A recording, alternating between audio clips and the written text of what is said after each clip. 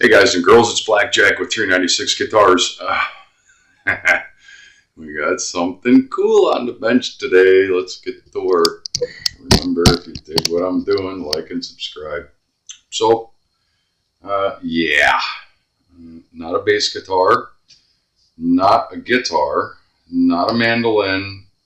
It is a bouzouki, and quite specifically, it is an Irish bouzouki. Now, I happen to be married to a lovely Greek girl for 35 years. And the Greek bouzouki, or as she affectionately refers to it as a bouzoukia, is more rounded, in fact, prominently rounded in the back. This being an Irish version of the same thing, it's kind of a hybrid, and I'm going to tell you what it's a hybrid of. This thing is set up and plays very similarly to a mandolin. So we got, 8 strings.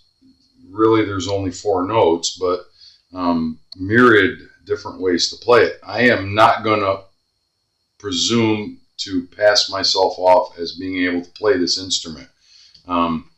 But I can do a few things on it.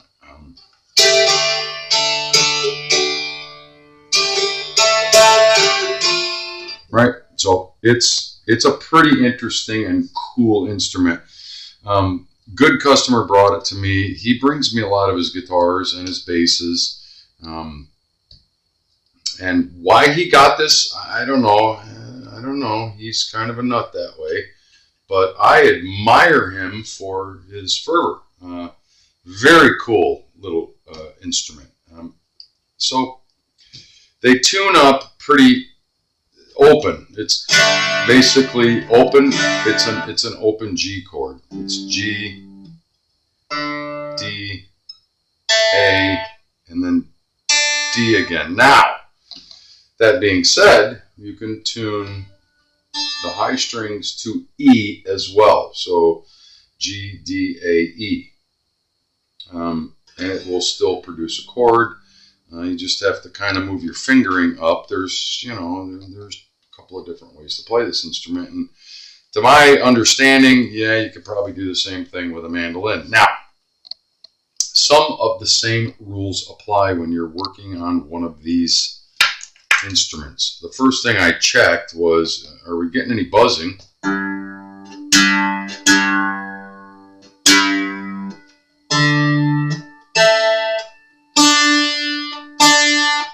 No. Right? So it is tuned up. I guess that's a D chord. I don't know how that can be, but whatever. The same kind of rules apply. You still have to check neck relief to start before you do anything else. Make sure your neck isn't in a back bow or it's not bananaed. I went on the interwebs and checked. All right, what's the neck relief on one of these cats? And it was 0.0000 at the 12th fret. Now, I don't know what in the wide world of sports that means, but it's a stringed instrument, and there has to be some neck relief in it. 1, 2, 3, 4, 5, 6, 7, right? And lo and behold, right out of the box to the customer from Romania, which is where this instrument was produced, 12 thousandths at the 7th fret. So, yeah, same rules apply in a lot of different stringed instruments. In fact, most stringed instruments. And if I look down and sight down the neck, yeah, there is a perceivable neck relief. I can dig that. That was the first thing that I did off camera. I've been kind of putzing around with this little girl for a couple of days, trying to figure out what am I gonna going to show in the video? Well, I'm going to show you the same things that we always do. You tune it up, you check your neck relief, and I've already done all of this.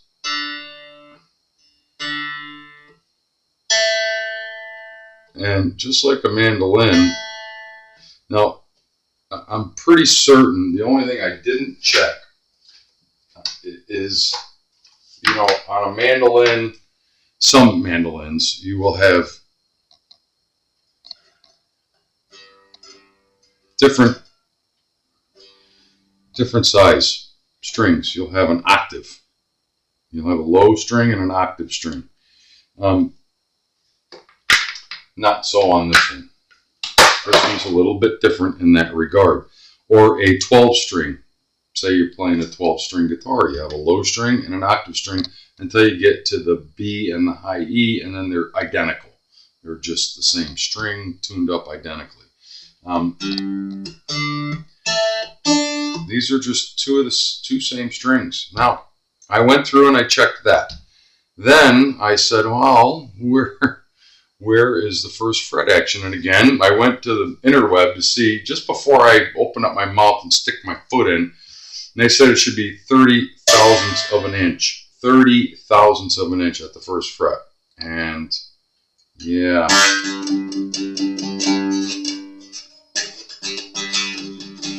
It's not even 20. That was a 20. If I go to 23, 22, that's where we're at. So again, same as a guitar or a mandolin, the same rules apply. And I've read things that say mandolin first fret action should be 30 thousandths of an inch. That's way too tall. You start grabbing a G note, and if you start fingering chords up here, you're going to pull it out of tune. It's too tall. So don't believe, a little tip from your Uncle Blackjack, don't believe everything you read on the interweb. So I proceeded, and okay, brand new instrument, strings are brand new, guitar is brand new, I'm sorry, the Bouzouki is brand new. Why don't we check the intonation? And that's where I found a problem. So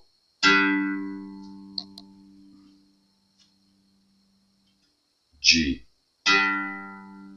Harmonic G at the 12th. Okay, that's so far so good. Lift it up. Sharp, way sharp. I hope the camera is picking up on that. Way sharp. It's bouncing way high. Let's see if I can get the camera to pick that up. So here's your open G. There's 12th fret fingered. It's getting pretty red. So and I checked them all, and by the way, they're all sharp. So yeah, that's this guy right down here.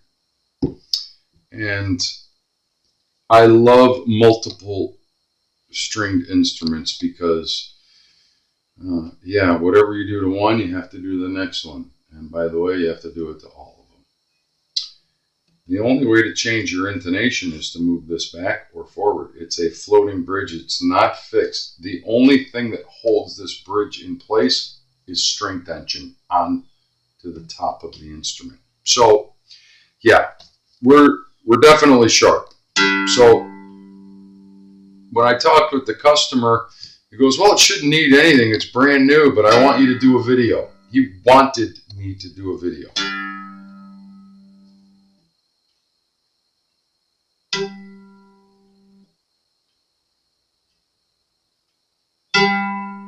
Sharp, and not just a little sharp, but a lot sharp at the 12th fret. And okay, I'll show you the D. No, not as bad. So I'm thinking this thing is noticeably tilted this way towards the low end, the bass end is noticeably tilted that way. So when they built the guitar and set it up, they missed it by a micron right here. Because as you go over, it's less and less and less out of intonation. A. Well, that one made a liar out of me. So what we're going to do is we're going to tape off and mark where we're at right now, because the only way to move this is to release all the string tension. So we have to know exactly where we begin on both sides, bass and treble. I'm calling it bass and treble. I don't know, maybe there's different vernacular for this instrument. And I'm going to move it up in this direction and try to gain some of that intonation that's out. I'm sorry, wait a minute. It's sharp, so I need to move it back towards the stop bar. Yeah. Interesting. So I'm going to pause while I adjust my camera, because with these kind of tuners, which is like as if it were a classical guitar, I have to kind of hang that over the edge of the bench to be able to detune it and get to where we want to be here, right?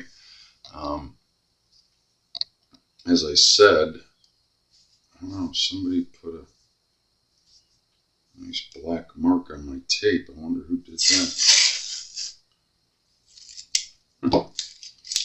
My wife, the aforementioned Greek girl that I've been married to for 100 years. So how I do this, and it seems to be the least intrusive, is I want to mark it laterally so it can't move. I know where we're starting this way. And then if I'm going to move it this way, I want to put a piece of tape on that side. If I want to move it that way, I'm going to put a piece of tape down here. Just run-of-the-mill blue tape, and try to get it square. Right? And I'm going to do the same over here, because I need to move it that way. And I want to make sure that laterally it's centered, because we have good string spacing. Everything is even. I measured that. Intonation is what I'm concerned with, and I know I need to go that way to get the intonation from sharp down into the warm spot where I want it. You follow? So I'm going to pause, put the other two pieces of tape. I'm going to loosen the strings and show you just exactly how we move this. Stand by.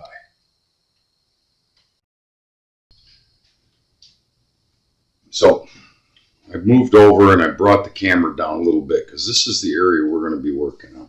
Now, I've started loosening the strings. We don't need to loosen them all the way up, but we want to let them slack off slightly. We're detuning it, because this will slide relatively easily. And you'll see my little L pieces of tape. That's where we started. And then we're going to try to move it in that direction back towards the tailpiece. Now follow. Get them loose.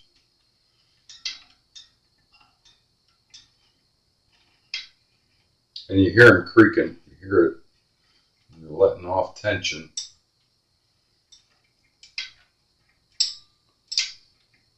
Yeah. A little more. So what I'm going to do, I don't think there's any need to measure, but what we want to do, and my head is definitely going to get in the way because I need to get over this and look right at it. This thing is going to now allow me to move down. And I'm going to go down. What I'm going to tell you is about 2 millimeters. Ya fella? I didn't say, I said we weren't going to measure, but yeah, I'm going to go ahead and measure. Just to make sure I'm the same on both sides.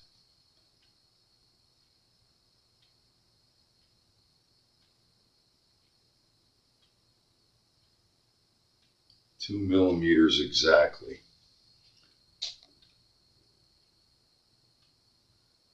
A little bit less than 2 millimeters on that side. And this, the treble side wasn't quite as sharp as the bass side.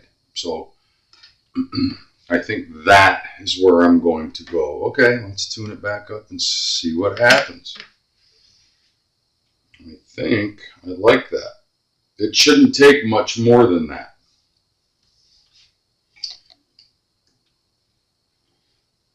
We're going to go right back to tuning.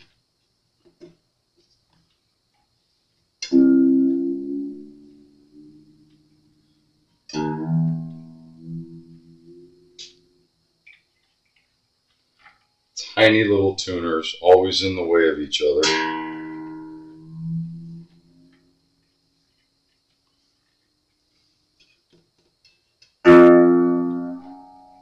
I got to get up to G.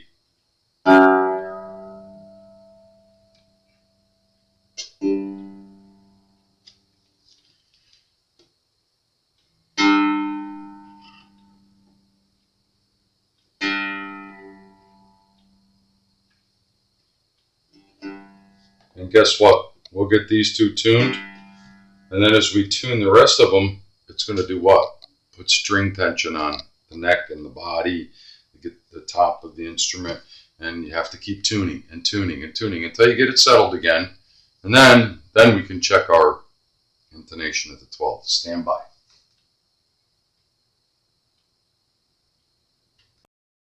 So pretty interesting.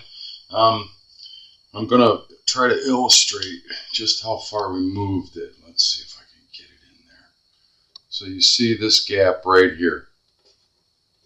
Right there. That's all we moved it, a couple of millimeters. It took me quite a bit of time off camera just to get it tuned back to pitch, or what's pitch for this instrument. Dead on.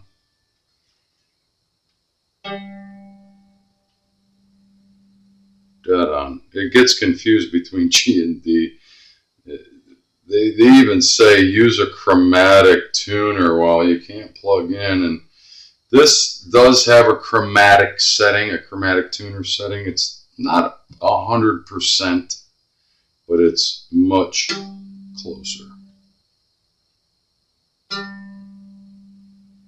Dead on. Falls right back to G.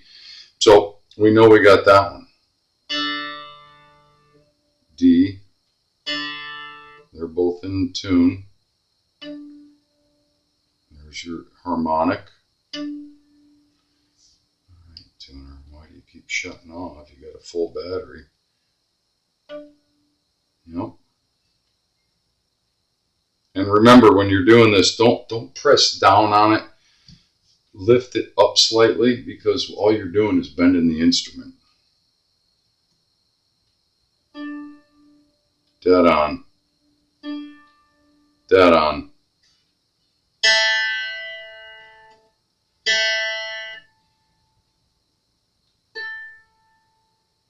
Dead on. Comes right back to A.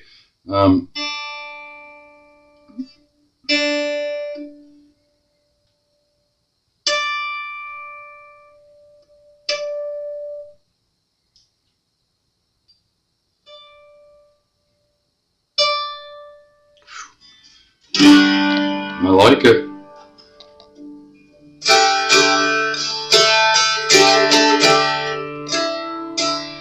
Yeah, interesting instrument.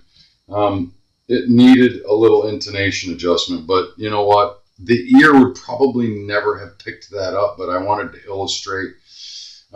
Point of interest, these are not the only instruments that have a floating bridge, and you can go and get an ES335 or, I don't know, Epiphones. I mean, a lot of hollow bodies carry a floating bridge, and people get in trouble. They go, I'm going to change my own strings. They take all the strings off, and then the bridge goes bloop, and you didn't know where you started. That's why I used the tape. And I've been doing this for a long time. That's why I use the tape. So if something like that happens, you know where you started. You can always get back to center, where you started. You follow? Interesting. I just wanted to illustrate it because, you know, you don't get one of these on the bench or in my shop, as it were, every day. Sounds to me a lot like a mandolin, but I'm not Irish and I don't play Irish folk music, and that's what this instrument was designed to do. Blackjack with 396 guitars. I hope you enjoyed this. Something completely different. It wasn't a bass guitar or a guitar or an acoustic or an electric guitar. I appreciate all of your comments. I try to read them all. I appreciate all my followers. Keep up the good work. Thank you so much for your support. And remember, if you dig what I'm doing, like and subscribe and share.